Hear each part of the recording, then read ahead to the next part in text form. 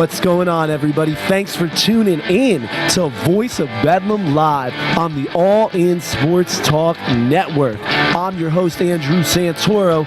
We got a great show ready to go for you guys today. And let's get to the rest of the VOB crew. What's going on with Devil John? Mr. Devil John is number 4 in Joker Pick'em, so I just wanted to throw that out there again, just for everybody that doesn't know. So get on jokerchoker.com and come face me, come see the champ. How you doing, Sean? What's going on, everybody? I lost a big matchup to John in fantasy, but it's another Tuesday. How did I forget? Let's wrap up week 5. I took a huge step in Bedlam's fantasy, and I took out the undefeated Punks and Redskins. That's King Kojo Johnson. Now, Colin, what happened, man? This was a tight one. Yeah. I'm still a little bitter, but you know what? I put up 145 points. I only beat you by 4 or something. Yeah, well, you put up 160 something. So when I score a lot of points, but your opponent scores more than you, what are you gonna do? I still like my team. In fact, I like all 4 of our teams, guys. I believe I might be seeing all of you in the playoffs. I'm hoping so. Now, let's remember, my team is completely auto-drafted with the exception of Antonio Brown. I made that pick successfully, and then ESPN screwed me.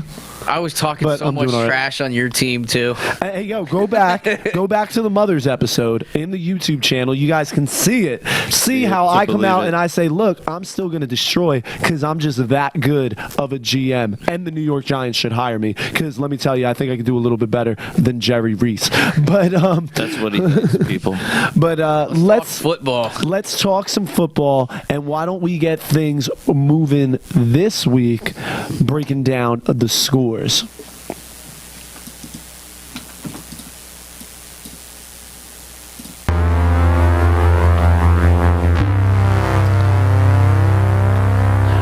All right, well, we got things moving with Arizona finally squeaking out another win, taking down San Francisco 33-21. And now Washington victorious over Baltimore 16-10.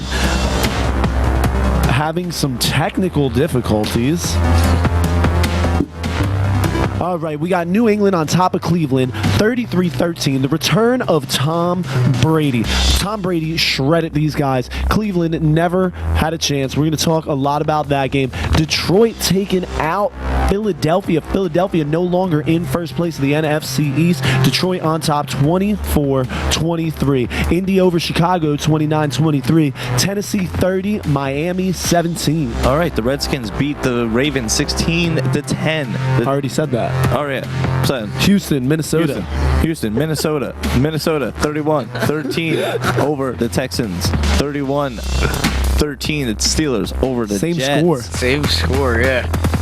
Which Atlanta 23, Denver 16, Dallas 28, Cincinnati 14, Buffalo 30, taking out the Rams. Ooh, Buffalo putting together 2 consecutive wins, one against the Brady-less Patriots, but it was a shutout. Now taking out the Rams, who were on a hot streak, 30-19. Oakland comes out in a squeaker with San Diego. Nothing goes right for San Diego. Oakland on top, 34-31. Green Bay embarrasses the New York Giants. We need this coach to step up. It's ridiculous. They're talking about Eric Flowers pushing reporters. That's ridiculous. Giants fall 23-16. Tampa in a last-second game-winning field goal, 17-14 over John's Panthers. Now, Carolina's kicker has not been sure, and he missed one in this game. They still come out with him getting the winning kick. And you know what? That's exactly where we're going to start today's daily breakdown. All right, so we're going to start off recapping Monday night, where the Carolina Panthers fell to the Tampa Bay Buccaneers in a last-second field goal with some of the worst 3 quarters of football I have ever seen in my life. John, what's going out in that NFC South matchup? Defense did not show up in the secondary, and that was obviously evident towards the end because they were able to get the ball into field goal range, which that first Carolina, they could move the ball. They had no time of possession in the first half. They only had the ball for like 8 minutes, but they were getting into the red zone. Yes, and then it would fail. Correct, and that was the biggest thing against Mr. Derrick. There was a lot of turnovers and Derrick Anderson. Yeah, I don't even want to give him his full name because I'll just say Mr. Derrick because, yeah, that was not a performance worth giving you your full surname as well.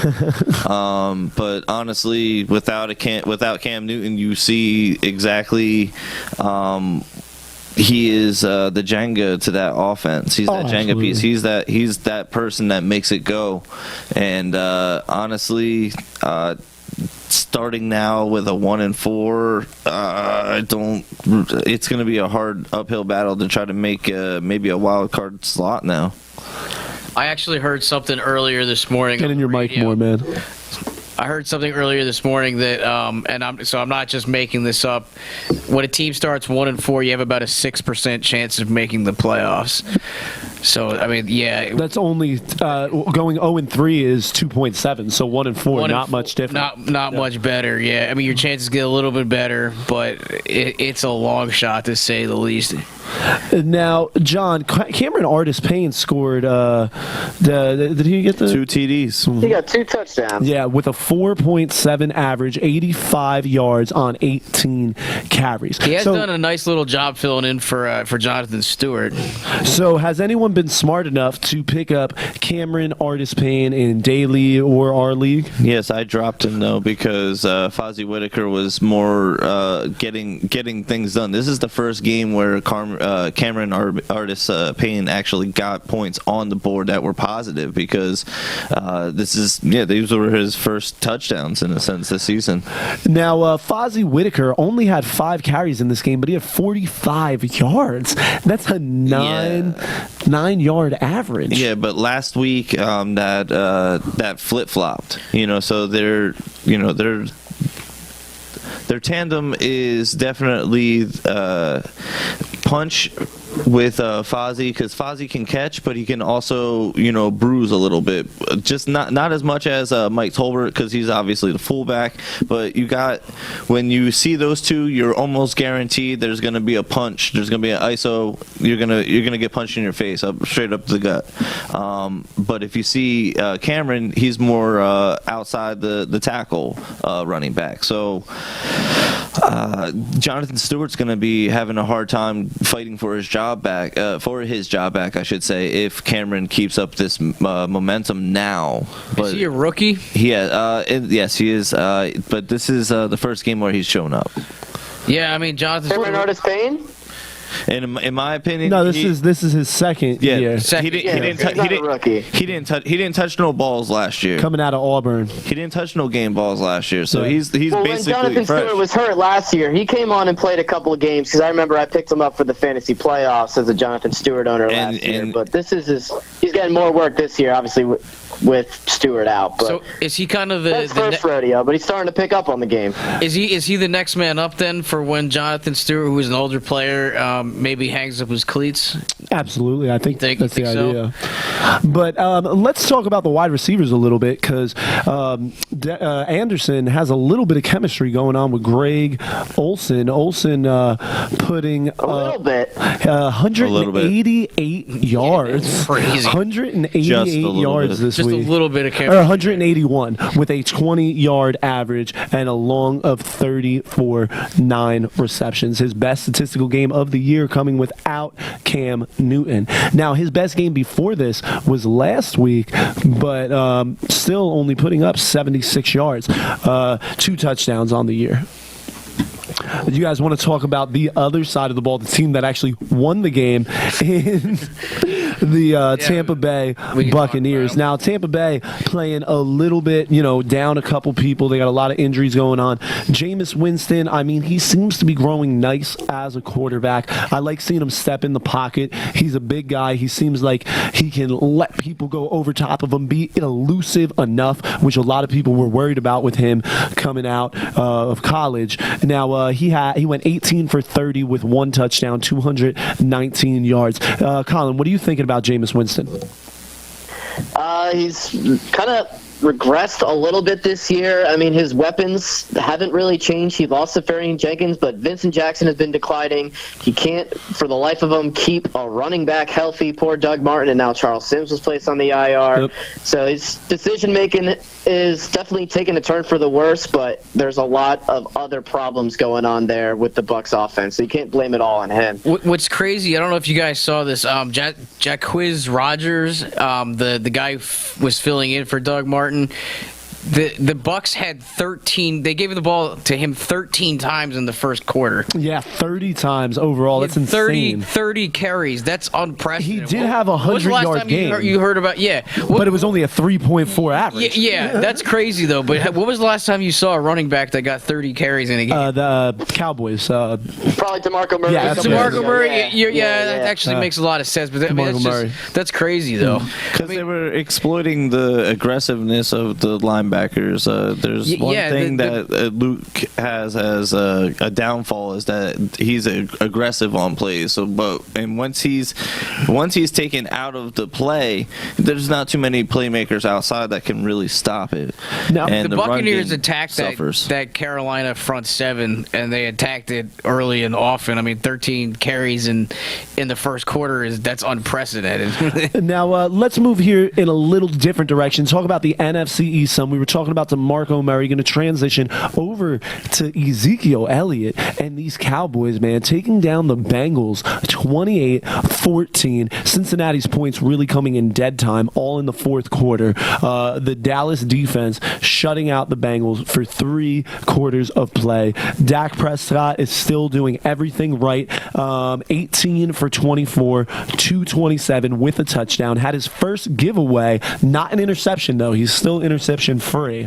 A fumble loss coming from the blind side. But the real story of this team, who I think looks like the rookie of the year, offensive rookie of the year, that being Ezekiel Elliott coming out of Ohio State, 15 carries, 134 yards, and 2 touchdowns. Now, I mean, nobody has really been able to contain Ezekiel Elliott. The Giants did the best at it, but still, I mean, he had a great game against the Giants. Overall, on the season, he's got 109 attempts, 564 yards. We're not even 546. I'm a little dyslexic. 546 yards. We're not even at the midway point of the season. He's got he's got multiple 60-yard runs actually. 81 yards. 2,000-yard average. He's on pace. 2,000 yards this year through a quarter of the season. Yeah, but no, we're past the quarter. Five games, but he's got over 500. He could break 2,000 yards this year. That's crazy. But with he's got like I said, that he's got multiple plays, 2 60-yard runs. This kid really seems on fire, and playing behind that offensive line. I mean, let's not forget, Des Bryant's not on the field either. We're talking about Williams, Beasley, Witten, who's dropping passes and aging and only getting slower. Yeah. So, Sean, what scares you the most about this team? The Dallas Cowboys are kind of that team that, as an Eagles fan, the Eagles have been able to contain. The Eagles have had the Cowboys number for the most part over the last several years. The Eagles have been great in the division the past couple years. Yeah, exactly. But so in my mind, I'm sitting here thinking, no, it's the Cowboys. We got this. But the thing is with the Cowboys is they're a reinvented team a little bit this year. They got a rookie quarterback who's playing really good football. They got a running back who is going to be a star in this league. And they got a great offensive line. Now the defense is playing above average. Usually when you think of the Cowboys, you think of a below average defense, but the Cowboys are just, I hate to say it, they're a pretty good team. They're kind of scary. And I said last week that the Cowboys definitely necessarily didn't scare me, but that was before the Eagles lost to the Lions and the Cowboys went out and beat the Bengals. So, yeah, I mean, the Cowboys are a legitimate team. Now, let's talk about the Cowboys defense here a little bit. Now, Colin, or actually, John, we haven't heard from you much. What's your take on I guess they are stepping it up, I'd have to say, the defense of the Cowboys. I mean, they gave up 269 yards through the air this past week and also 2 touchdowns to Andy Dalton, but they're doing enough to win the game. How much better could this team be with a full defense? On the Dallas side, yeah. They need, honestly, they just need a lot of chemistry to really meld themselves together there, because they have the talent, they've completed games, and not only that, because Brandon Carr showing up a little bit is definitely one of those question marks that were going into the season. It's like, all right, you got the money, but you really haven't really performed out there. Are you going to show up this year? And not only that, the linebacking core, are they going to stay healthy throughout the whole year? Sean Lee, is he going to make it through the year? They finally got DeMarco Lawrence back. Yeah, so the question marks of their key pieces of talent in that defense being in place were and are the biggest question of how long they'll stay on top. All right, and why don't we wrap up that game and let's move out west, because there's some big news, and this is the Daily Breakdown. Now, it's confirmed Colin Kaepernick getting the starting nod from Coach Chip Kelly after Blaine Gabbert falls 33-21 to the Cardinals. Game. Now, we did talk about this game Friday. Yes, we did talk about this game on Friday. It was a Thursday night game, so we don't really have to recap the game. But what about this? Now, Colin, you seem to always be following what's going on with Kaepernick. What do you think of Kaepernick getting the start? I'm a Chip Kelly believer if he has the right quarterback in his system. Blaine Gabbert, while he did rush for 70 yards and a score last week against Arizona, he's not perceived as a threat to run every play of the game. Colin Kaepernick is that. Colin Kaepernick has the same measurables as Marcus Mariota. He's about the same size. He ran the same speed, 40. This is obviously in college. So Colin Kaepernick's been in the league, 4 or 5 years now? He's gone through 3 surgeries, but he's also been to a Super Bowl. He's also, back in the day, was a smart quarterback. I can't say that anymore because, man, did he look bad. And the last year of Harbaugh, he was just terrible. But if Colin Kaepernick convert back to the smart decision-making, knowing when to run, knowing when and when not to try to squeeze in a pass, if he still has the same speed that he did a couple of years ago, Chip Kelly's offense is going to completely flip overnight. It's going to be way more scary. I would imagine that the 49ers put up, I don't even know who they play. Who do they play this week? Do you guys have that in front of you? I can get it in front of us. While I'm looking that up. It's the Bills. They're pulling up points. They're pulling up the points. They're pulling up at least 28. What if Colin Kaepernick's not the answer, though? What if Colin Kaepernick turns out to be RG3? What happens then? Well, hopefully they'll be bad enough to secure one of these top quarterbacks, because Chip Kelly's always looking for his quarterback. Couldn't get Marcus. Colin Kaepernick he inherited. Now, as an Eagles fan, a lot of Eagles were calling for the trade for Colin Kaepernick last season. Mm-hmm. So I don't know if Chip was into that idea. So was he. He wanted out of the team, Yeah, he did. It would have been a decent match. I think that Colin and Chip are kind of made for each other. Now, it just depends on if Colin can get his head straight, focus on football, and stay healthy, and just the pocket awareness. He needs to be aware of what's going on in the football field, because if he starts running first, he's not going to be successful. You got to look to throw the ball and then run if you can. Go ahead, John. That's if the offensive line gives him enough time and enough protection to make these plays, because you know there was a lot of times that Blaine was making those throws on the run, and honestly, Colin is more suited for those types of situations. But then again, he hasn't seen a pro snap in a while. So up to that speed, you know, is he going to be able to perform? And with guys like Torrey Smith and you know, the like out there in San Francisco, he doesn't have a ton of weapons out there except for maybe Carlos Hyde. I think Carlos Hyde is probably their biggest weapon out there in San Francisco. All right, well, we're going to talk about another team who has some quarterback problems and some coaching problems right after we take a quick break. Are you unemployed looking for that perfect job, going back to school, or exploring a new career? Then it's time to visit newcodelogic.com. At Job Search Logic, we'll not only help you search and apply to any job, but do all the work involved to get you that new job. That's newcodelogic.com. Our strong, long-term devotion with all of our clients means a new world of possibilities for your new career. Get on the inside track to finding your new job today. That's newcodelogic.com. We have the connections and industry expertise to offer you the best jobs at the world's leading companies. Visit us today.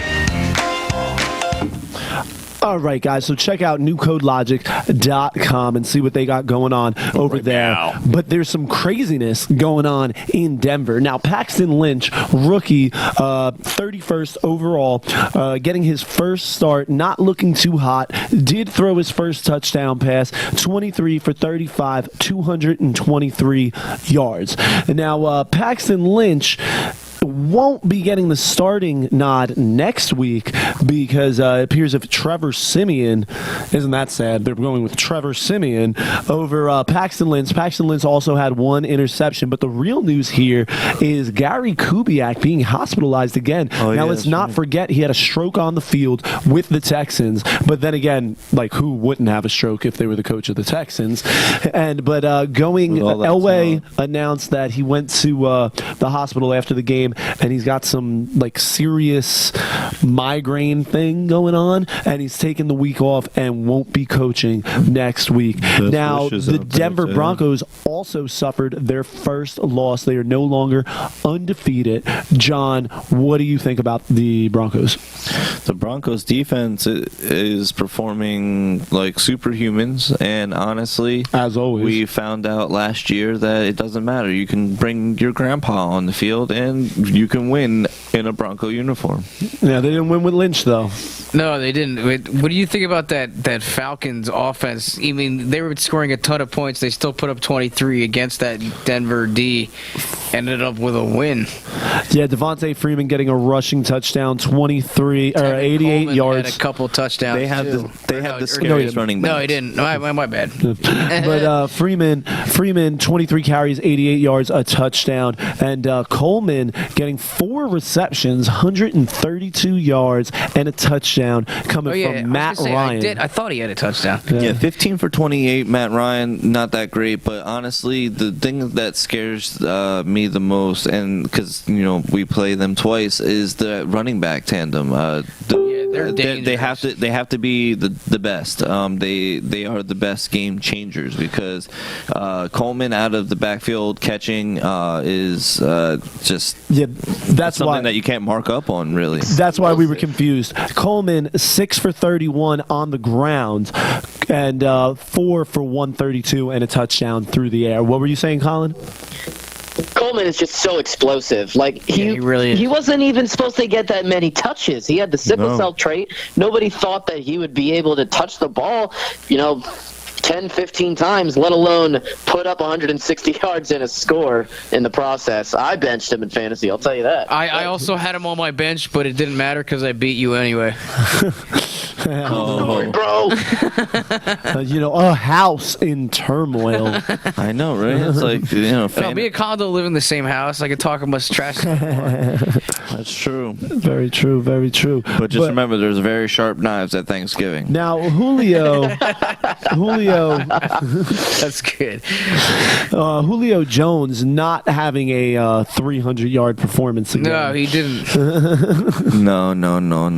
Julio Jones, But because Bene Wakir wasn't covering him, which. But honestly, no longer a part of the Carolina Speaking Panthers. of him, yeah, he's a dolphin. Yeah, one of the fish Dolphins. now. He's a fish. The fishy fish. You sleep with the fish. So how good can this Denver team be? Can we take them serious? Can they Denver be or with Atlanta? No, I want to move back over to Denver. Okay. With Trevor Siemian underneath center, do they really have a shot to at least get back into the playoffs? I picked him as a division winner. I still think, and no offense to John's Raiders, I still think they're the best team in that division. That's based on that defense. Hashtag Grandpa Bronco. Because seriously, it doesn't matter. It doesn't matter who's operating the ball there because their defense gets enough turnovers and puts enough pressure that eventually one of your passes has got to be good, right? Yeah, Julio Jones, going back with Atlanta, only had 2 catches this week for 29 yards, no touchdowns in the 23-16 win. But of course, in week 4, Julio getting 300 yards off 12 catches with a touchdown. But talking about Bene Wakir. Yeah, hopefully he heard that statement about how many yards. Say that again. 300. Yeah. Yeah. 12 receptions, 300 yards, and a touchdown. Yeah, Sixth time that's ever happened in league history. Yeah, hopefully you hear that on the way down to Miami, sir. All right, well, It's a short flight.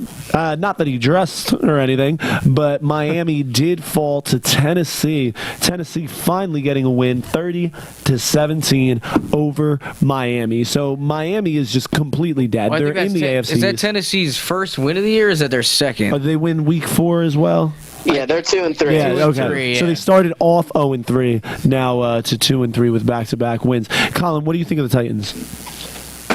They've had a very what am I trying to say? Very quiet, great. Hey, Pro Colin. Football Focus actually right now rates them as the #1 offensive line so far this year. Very surprising. Yeah. They did draft Conklin in the first round, but as a unit, they've been great. Pro Football Focus says they've been the best so far. I don't think too many people would have saw that coming considering the amount of sacks that they allowed last season. They allowed more sacks than any other team last year. They had time to meld, and not only that, they added a key piece with Conklin, and not only that, it's they're giving Mariota time to make plays, and sometimes if he had better targets, honestly, I think that this team Great would point. be one of the top teams that would be like, no question, the Titans are awesome. Well, that's what a lot of people thought were going to happen this year. Now, Mariota Correct. only threw for 163 yards this week, but he had 3 touchdowns. Yeah. How does that happen? Nice little red zone accuracy. But I mean, throughout the year, he has 1,088 yards with a 60% completion rating. He's a young quarterback. Last week had a 69% completion rating. He needs to keep that going and not be where he was in week 4, well below 50% completions at 44.8. The second year player, former Heisman winner, needs to get a little bit more consistent, I think. Well, guess who they play this coming week, guys? Cleveland Browns. That should be What a pretty great simple. team. hilarious. I mean, Tom Brady got a nice little tune-up game there. Yeah, exactly. Marcus Mariota, 7 touchdowns, 5 interceptions. And why have we gone this long without really talking about the return of Tom Brady and his butt-whooping on the Cleveland Browns? The Patriots taking out the Browns 33-13 in the dog pound. Now, Brady going 28 for 40, 406 yards, 3 touchdowns. Talk about Martellus Bennett. Yeah, all of them to Martellus Bennett, who previously didn't have a touchdown. You're right. Yeah, actually, is that true? I No. thought maybe he had one in like week 2 or something like that. I'll I'm take gonna- your word for it, though. That's fine, don't that's take fine. my word for it. We'll have to check in. All I know is that I had to He had fill a in touchdown, for my fantasy week team. 1. Oh, Yeah, I week was gonna 1. say I thought maybe he had another Week touchdown. 2, rather, against the Dolphins. Yes, I thought it was week 2. All I'm going to say about this game, for at least for right now, is that I had to fill in my fantasy team in me and Colin's pay league for Travis Kelce because the Chiefs were on a bye. and I grabbed Martellus Bennett real quick, and he had a game for me. Yes, he did. He said, "Welcome back, Brady." I just want to rub it in Colin's face because I had no business. Welcome winning back, that Brady. matchup, but I did. But my name's on the trophy, from a couple of years ago. So From a couple come talk years to me ago? then. I'm gonna live in the past for a little bit. Well, speaking of trophies, Reminisce, Colin, reminisce. After this loss, how confident do you feel about claiming this Voice of Bedlam, Bedlam's fantasy trophy? By draftkit.com. Little plug. I still like my team, but all of a sudden, Andrew, your squad, which remind me, guys, John and Andrew, you guys made a trade that helped both of you out. It was a receiver for a running back. What was that trade, and how is that helping both you guys out so far? Oh no, that was with I was a little the confused. newly acquired Sarah. Sarah traded me Okay. C.J. Anderson for Steve Smith Sr. I thought at the time, I was like, it's fair. Are you They were taking putting up advantage of your significant other? No, not at all. It C.J. seems Anderson is like- actually It was a- losing some work. Some work. She has a co-owner Devontae with her nephew, Booker is so her actually- nephew they're is saying- helping You're taking out. advantage of a woman and a child. No. I proposed I don't think the that's trade. when I saw that trade, I was like, nah. But then I was like, no, it's actually all right because Because his workload. C.J. Anderson's workload is actually diminishing. So I was like, nah, sorry. But C.J. Anderson is still a good player, and he's still gonna. I just needed Put a somebody to get me fantasy through point this week. Well, you I am still leading the league in points, so I like that, but only by 4 over John? you, John. Yeah. After your big week, only by 4 points. What did you put up this week, John? 213, sir. So that was the I've highest of never the seen year. a score that high. Highest of the year? Yeah, and that beats my best of the 190 in week 2, I believe. All right, let's take a quick second and tell everybody thanks for checking out.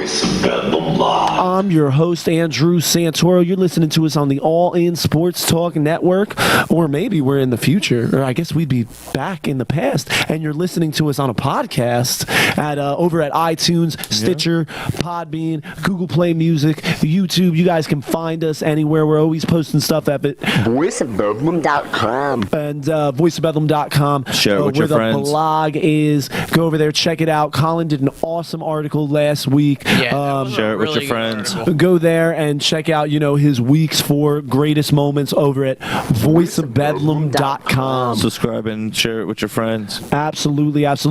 Let's talk a little bit more about this game now. LeGarrette Blount, only going 18 for 37 in this one. Now, Blount really was, putting up some yards previously, but I mean, you'd say it's the return of Brady that everything fell, but he still carried the ball 18 times. It's not like he had some only big carried plays. it like 5 times like White did, but I mean, I don't really. He had a lot of really, nice plays, honestly. He had Not a last really week. He didn't. No, he only no, had 37 yards. No, there was some nice plays. He made some nice plays. like blocks? Yes. Honestly, Belichick is the king of doing this. He's it's hard to choose when they don't have their definitive back there. They never do. Who knows Yeah, they who's don't. going to be? Exactly. They don't have so, one, yeah. so it's like, oh, well, I'm going to start a New England running back. And it's like, oh, which one? When was the last time there was a running back in New England that was like a household name? Was it Corey Dillon? Well, Shane Vereen was, but he just wasn't the every down back. But he was definitely a Yeah. When was household the name. last time say, they had a feature back there? I don't think they've had one in Tom Brady's career. Yeah, Dylan was on some of the Super Bowl teams, but he wasn't a star. He was a solid piece. Yeah, correct. Now, LeGarrette Blount. Would you say he was more? Was he more of a household name than LeGarrette Blount or Dion Lewis or Shane Vereen? Yeah, I guess, because he kind of made a I name guess. for himself as a Bengal. I'm not. Yeah, I'm not saying. Massachusetts approves. I'm not saying he's he was a stud. I Brady. guess, but- Yeah, he's not a Hall of Famer, obviously, but Well, yeah, I'm not that- saying it may Hall have of been- Fame either. I'm just saying I know. a guy that you But- can hand the ball off to multiple times in a series and expect production. Now, going back 2 weeks ago, LeGarrette Blount had 24 carries, 105 yards, with 2 touchdowns and a 4.4-yard average. His numbers are decreasing steadily. Against Buffalo, only putting up 54 yards with a 4.2 average. Is still a good average. But last week, on 18 carries, 37 yards, only 2.1 a carry, did squeak in a touchdown. But 13 of those 37 yards came in one play. So, I don't know. I mean, Tom Brady is the real story of the New England Patriots, but I'm sorry, I don't think he is God, and every team needs a running game. So, but I'm sure the Patriots will be fine because they just seem to be able to do whatever they want. To not have a starting quarterback for the first 4 weeks and then a starting quarterback to the caliber of Tom Brady and to go 3-1? 3-1? Your backup goes down?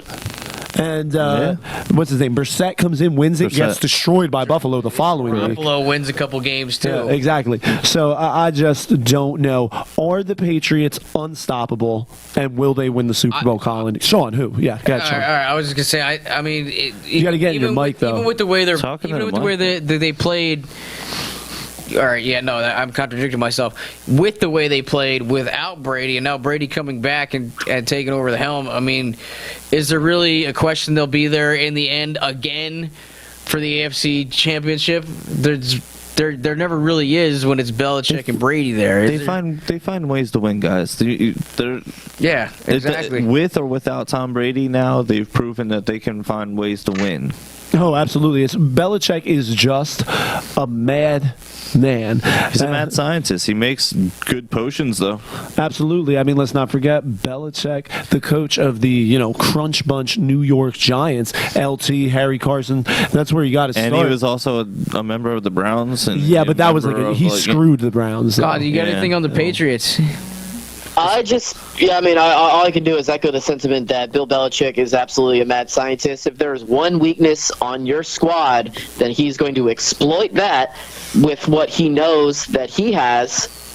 And it's just going to work. It is going to work almost every single time. And the only reason why they got beat last year was they ran into that tough Denver defense. The defense is good. It's great in Denver. But they don't have Peyton Manning, and I know he stunk last year, but just the field general that Peyton Manning is, that helped beat the Patriots defense just enough. I don't think Trevor Siemian is going to win a game in Foxborough for the Super Bowl, and I think they're the best teams. So I picked the Patriots at the beginning of the year, and I am sticking with it. The third to concur. There you go. Do you want to make Super Bowl predictions real quick? I know it's only week 6. Well, you mean like from 6. the hip? Yeah, it can't be like official. Quick, I haven't thought about this we don't have to. I'm just at all. Yeah, we can all throw one out there. So John and Colin, you guys are going Pats?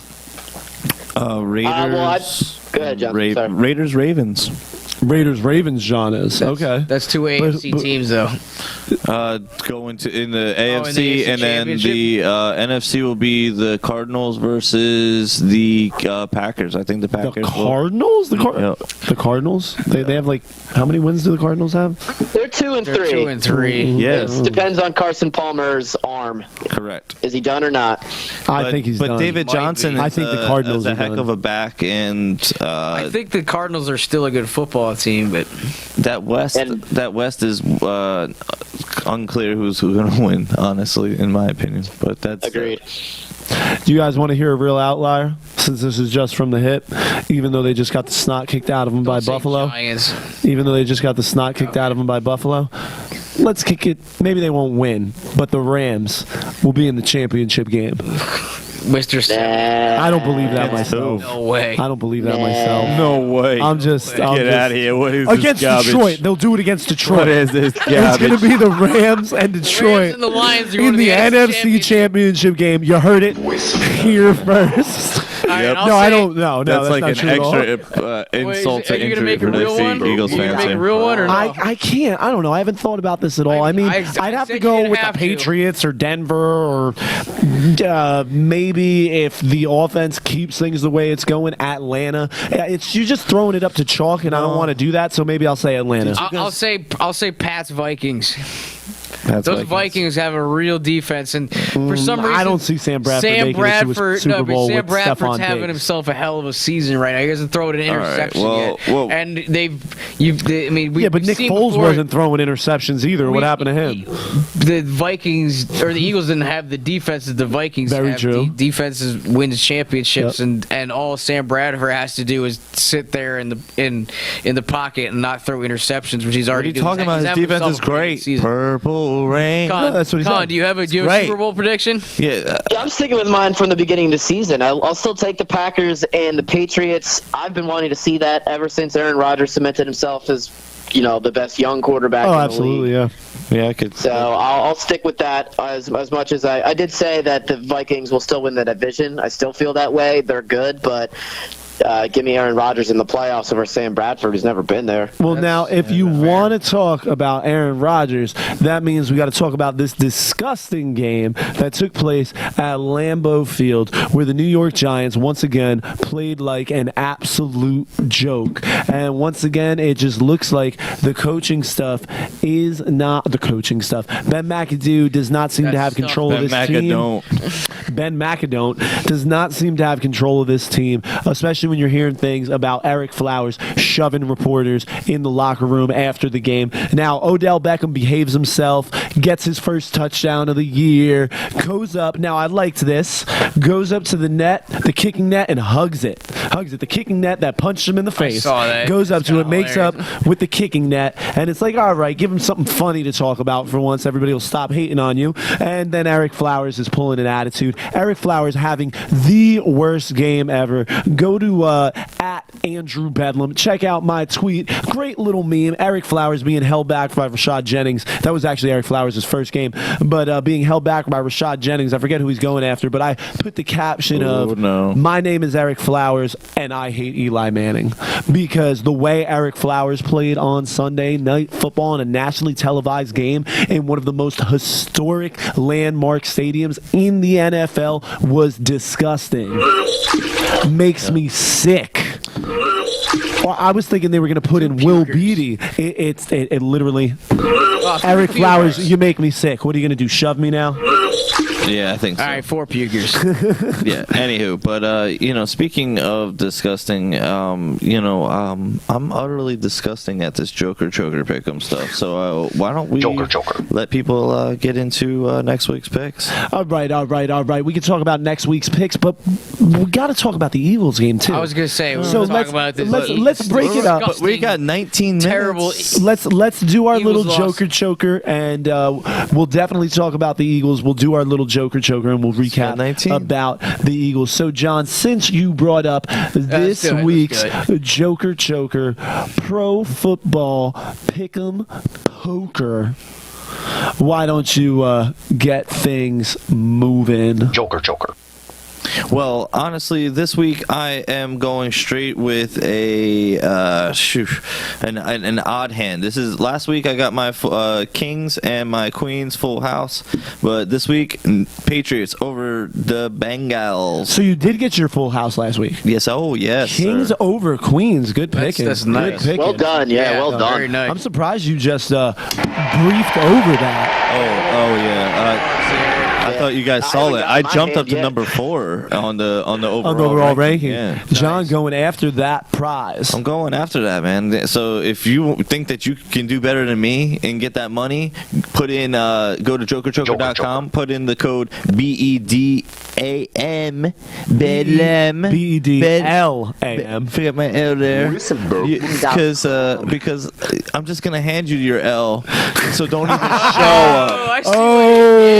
I see what he That was a did. good little fix on your feet. But I'll just throw you some coins just so you can play for fun anyway. Yeah, but jokerchoker.com is the home of Joker Choker Pro Football Pick'em Poker, a new style of football pick'ems that brings the strategy of poker to the game of football pick'ems.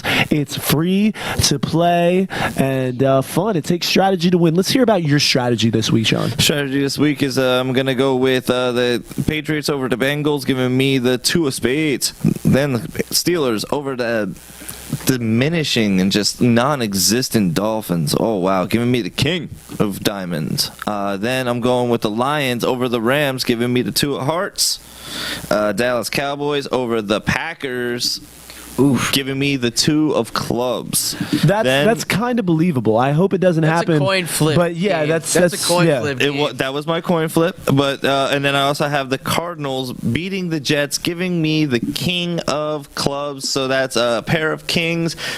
3 2s, full house. I like your picks. I don't really have. I think just on John's picks real quick, I can't wait to watch. That's the number 1 rushing defense so far in Green Bay against the number 1 rushing offense so far in Dallas. That will be a great game. Who do you think will it's gonna be take? a good game. Not necessarily the game, but who will win that battle of the trenches, Colin? Give me Dallas's O-line. I'm in agreement with you. I'm in agreement with you. I would agree. What are you saying, John? That's what I'm Yeah, saying. I said pick- Dallas. yeah, So pick give Dallas. give me Joker Choker fandom and give me my money, please. All right, Colin, why don't we hear your Joker picks? So this week I am going for conservative and yet also kind of shooting for the moon. You guys will see what I mean in a second. So last week I went for the flush. I missed a game, and there goes that. So this week I'm going for a full house. I got the Ravens over the Giants, which gives me the ace of spades. And Andrew, I'll let you know that I changed. I was Rest in peace, coin Lenny. flip from that game, Yeah, but I did it for the rest in ace. peace, I took Lenny. the Ravens for the ace. I picked the Giants at first. At home, Yeah, who but- could blame you? for the ace, yeah. So then the Pittsburgh Steelers over the Dolphins gives me the king of diamonds. Taking the Bears over the Jaguars. Bears at home, so it gives me the king of hearts. And then Seahawks over the Falcons, giving me the ace of clubs. Seahawks are at home. It's the only reason why That's I do it. another I know they coin just beat flip Denver, game. but it's going to be a tough one. Yeah, and then I it's got another the coin flip. Cardinals over the Jets. Another good rushing defense against David Johnson, one of the best backs in the league. But I'm taking the Cardinals. Carson Palmer should be back. That gives me the king of clubs. So that gives me a full house. Kings over aces. And it also gives me some room for error because if I miss a couple games, I might still be able to get a pair here and there. Now, I agree with you. The Giants game is a coin flip, so I'm not going to get into that one. But I'm not liking Seattle taking down Atlanta. I think Atlanta is on a high. I think Atlanta, they were my from the hip pick to go to the Super Bowl. So I don't see them taking down Atlanta. I think that Atlanta's finally going to put it together for real with Matty Ice this year. Oof. So should I do mine then? Yeah, go ahead, John. Go for it, All right, show. I got the Saints taking down John's Panthers at home. It's hard for me to pick against Drew Brees in his own building. That gives me the queen of clubs. I got the Bills over the Niners. It gives me the 10 of hearts. I got the Raiders taking out the Chiefs at home. It gives me the jack of spades. I got the, like Colin said, the Seahawks taking down the Falcons with that 12th man. It's hard to play in Seattle. So you like the Seahawks in that I'm game taking as well? the Seahawks just because, I mean, that 12th man factor goes into my decision. Plus, it gives me the ace of clubs. And then I'm taking the Cardinals over the Jets, which gives me the king of clubs. So that gives me a straight 10 through ace. Not all in the same suit, obviously, because that would be a royal flush. But I'm going for the straight 10 through ace. All right. So I don't really have any beefs with that besides the Falcons game. And I have to be honest, guys, I think the Falcons will really set the tone and put the Seahawks to bed, like, nicely. Wow. They're gonna put them to bed. But, John, do you have what do you think about their picks? The only one that I am interested in is the Baltimore Ravens and the Giants, because I know that, not to rub too much salt, but at least this time the Super Bowl's not on the line. And I'm looking at my Joker picks, and boy, did I mess something up. Go ahead, John. oh no, he forgot how to play poker, ladies and gentlemen. We'll call that he pulled a Colin. He pulled a Kojo. Joker. With the Joker. Well, luckily you're not locked in yet. You're not locked in until. No, I think once You you're can't in, change you're your in. picks? I don't think you can change your picks because I tried to another week because I did the same thing. But this is what I did. Oh, now, no. as I've been saying, I like the Atlanta Falcons over the Seattle Seahawks, which is true. But I did not realize that the Seattle Seahawks have the ace of clubs and the Atlanta Falcons have the 9 of hearts. My dyslexia again played a trick on me, and I thought I had an ace high flush because I thought Atlanta had the ace of clubs, but they don't. So I have a 10 jack queen nut. Oh, I still have a straight. I have a straight to the king still anyway, though. I could add the straight to the ace. I just happened to get lucky and got a straight to the king because Atlanta Falcons are giving me. I got a 9 through king. All right, so Atlanta. Yay, dyslexia. I didn't screw up that bad. All right, so I got Atlanta over Seattle. Win now, right? Atlanta over Seattle, Buffalo over San Fran, Oakland over Kansas City, Green Bay over Dallas, and I did that one for the card being a coin flip, but Arizona over the Jets. Straight to the king. I don't hate any of that except for the Packers. I really think Dallas is going to best them. I took that for the card. Because I took the Packers. I didn't pick them as one of my Joker Choker picks, but that game I was sitting there like, man, I just went with the Packers just because of the Lambeau factor and Aaron Rodgers playing there has it's hard to see a rookie winning in Lambeau. Hard to beat there. I really only like losing 12 games throughout his career. That game could go either way. That's a coin toss. Yeah, I love that Raiders game pick. I love the Raiders over the Chiefs. Yeah, I took the Raiders over the Chiefs also. Yeah, because Derek Carr's been doing very well.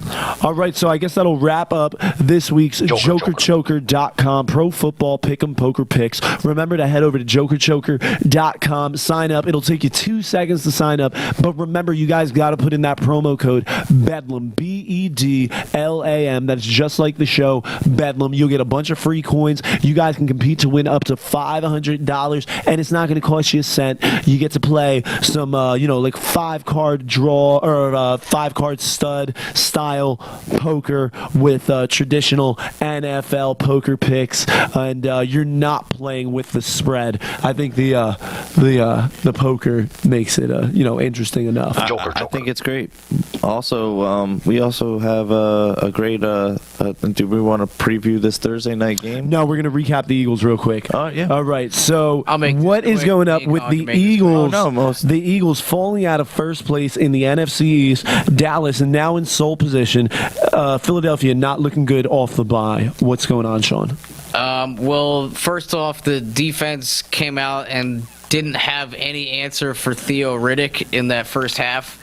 I mean, he had 2 scores in that first half that put the Eagles down 14-0 pretty quick after the first half. I think that's when it was 14-0.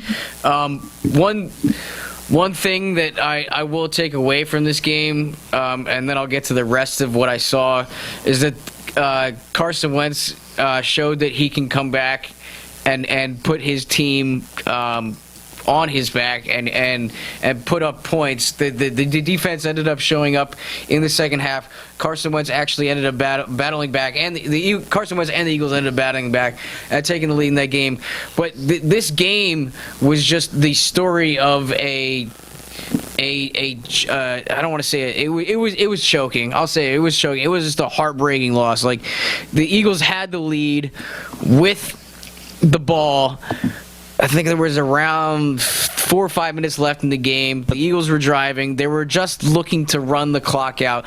Ryan Matthews on a sweep run on third down is leading with his ball carrying shoulder, his inside shoulder, gets the ball popped out of his hands, and the Lions recover around midfield.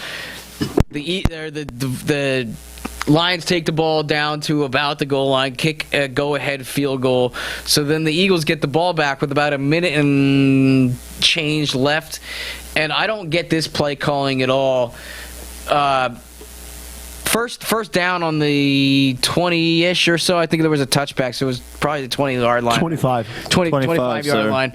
So with a minute and change left, on first down, the Eagles air it out to Nelson Aguilar, who was being covered by Darius Slay, easily the best defender on Detroit, and he comes down with the ball.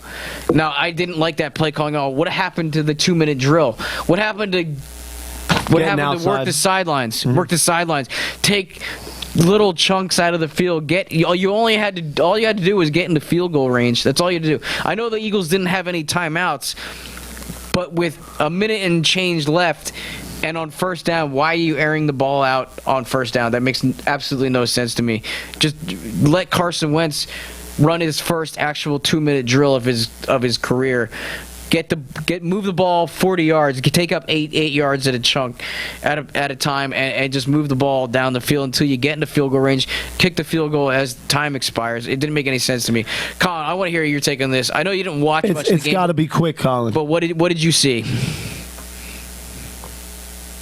Did we lose Colin? So much for Colin. I guess we lost Colin. But honestly, here's the deal. This is what I noticed because I watched the game, because now I'm making it a tradition to watch all the games at my house, so we'll have to bring you over to the Devil's Den. I was trying to go over there this weekend. Wife wouldn't let me. I got you. She wouldn't let me. She was like, no, sir, you're daddy and you need to stay here. Yeah, it would have been perfect because the Giants played at night, so I wanted to go over to your house. Wouldn't let me, but go ahead. All right, but anywho, so I'm watching the game, and what I've noticed is that young quarterback truly got tested. Now the real test is going to be how he's going to respond after that. Okay, that loss is going to be the true test of how he's going to rebound in this league. Is he going to let that?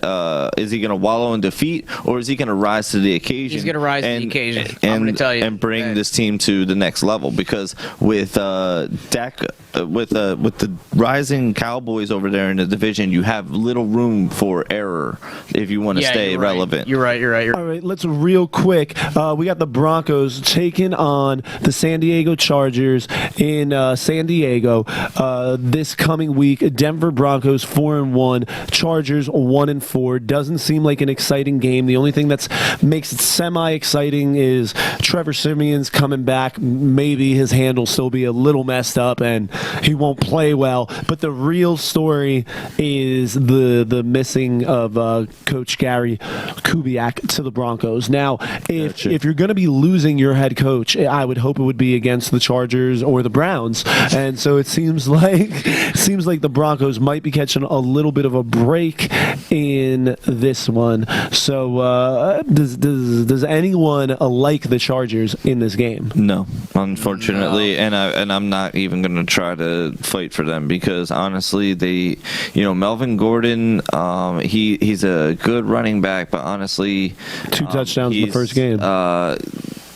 don't know if he can keep it up. That's it's a lot of work out there, and honestly, they don't have enough out in the wide receiving core, I believe, to make a dent against that Denver defense, because the Denver defense is going to be in Phillip Rivers' face all day. Mm-hmm. Now, who is the interim head coach for Denver? Yeah, it's Joe DeCamillis. He's going to be the interim head coach. He is the special teams coordinator for the Broncos. Elway appointed him as such just the other day after, we talked about what happened in Kubiak. So Joe DeCamillis seemed to be the only person not surprised by this whole thing. Yeah, I hear that. Cameron Wolf of the Denver Post, he seems like, yeah, of course I am. DeCamillis, the Broncos special teams head coach, this is per Cameron Wolf of the Denver Post, quote, wasn't surprised when Elway picked him to be the interim head coach this week. He just said, yes, sir, and began to prepare for his new responsibility. John, completely weird, but apparently John Elway just says that he's had a very close working relationship with Kubiak for several years. He's only been with the team since last year, though. Well, according to Elway, Joe has been involved with Gary and with Director of Analytics Mitch Tanney in the game management side of it. That was the biggest part of that, the game management. With Rico taking over the play calling on the offensive side full-time now, as well as Wade has had that on the defensive side, not to be able to take away from that was important. So it seems like they just want their offensive coordinator and their defensive coordinators to do what they had been doing, and let's let the special teams guys, pick things up. I guess, that's not, at first, I really didn't understand it at all. When you put it that way, it's not a bad strategy. And also, I'm noticing here that Joe DeCamillis was also the special teams coach while Elway played in his career, earlier in his career from 88 to 92. So all of those years being Elway years. So Elway has worked with him back then. He then went on to be a coach over at the Giants and the Falcons, Jags, Dallas, Chicago. He's been all over the place. But now we're going to have to go to a different place because the show's wrapping up and I got to kick you guys out. And I got to get some food. All right. Before I get hangry. You guys listening on the All In Sports Network, you don't have to go anywhere because there's another great sports talk show coming. You should be paying attention to the road, but listening to our soothing voices. There you go. Go over to allinsportstalk.com or type in All In Sports Talk at the Google Play Store, and the App iOS, Store. everywhere. iOS. So download everywhere. the app. I mean, you guys can hear us on Podbean, iTunes, Stitcher, Google Play Music. Thanks for tuning in to Tuesday's Voice of Bedlam Live. I'm your host, Andrew Santoro. We had a lot of fun today. Thanks for hanging out. Remember to go over to voiceofbedlam.com. Check out all the awesome new posts. But that's going to wrap it up for this week. So for calling on the phones, Sean and my man Devil John, I'm Andrew Bedlam, and we're getting the hell out of here. Yes.